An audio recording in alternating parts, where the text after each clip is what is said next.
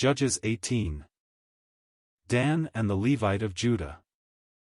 This chapter shows us the connection of one of the tribes with the religious system which we have seen set up in Judges 17. Dan had proved himself to be the weakest of the tribes of Israel. Forced into the mountains by the Amorites, Judges 1 verse 34. And lacking the faith to take possession of his inheritance, he sent out 5 men to reconnoiter, in order to search the portion he still lacked. Laish, a quiet and prosperous town, was situated at the northern extremity of Canaan, far from the Zidonians to whom it belonged, and did no business with any one. This city afforded Dan an opportunity for an inglorious conquest, but presented besides everything that the natural heart could desire. A place, said the messengers, where there is no want of anything that is in the earth, v. 10. Apart from its wickedness, Laish, like Sodom before its destruction, was like a garden of the Lord, a conquest worthy of a Lot but not of an Abraham, but which was a temptation to the tribe of Dan in their enfeebled and lax state.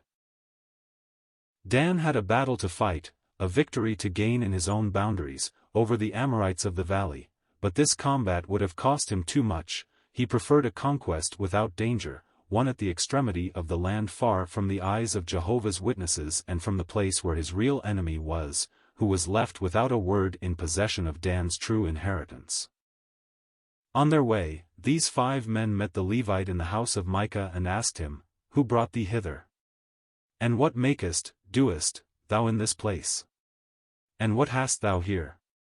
v.3. These questions ought to have opened the eyes of the Levite, if anything could have done so. What answer, in fact, could he give? His own will had brought him there, for he sought to establish himself. He did what Micah told him to do. He had money, a salary, just so many characteristics of all ministry of human appointment, which can go on entirely without God, being dependent upon men, and working for a salary. And they said unto him, "Ask counsel, we pray thee, of God, that we may know whether our way which we go shall be prosperous." v. 5. Of such an one do the men seek direction as to their course, and they get the answer that they desired, "Go in peace, before Jehovah is your way wherein ye go." v. 6.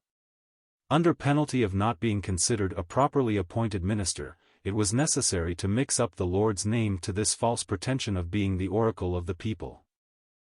Later on, when the tribe of Dan were again passing by armed, the first thing they did was to carry off Micah's gods and take absolute possession of his priest.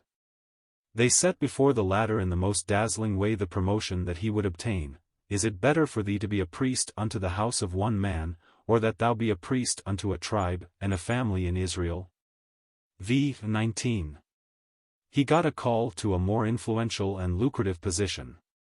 As to the will of God in the matter, that never entered the mind of the priest. His heart was glad at being called away to a new post, and taking the ephod, and the seraphim, and the graven images, he went in the midst of the people. v. 20. He took away his idols with him, and it is with this one whom the men called their priest that idolatry assumed an official character in Dan.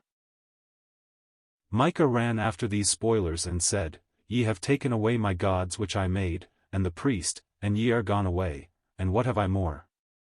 v. 24. What language! They had taken away his religion and the minister that he had appointed, and he had nothing left. A man of faith would not have felt the loss of these things.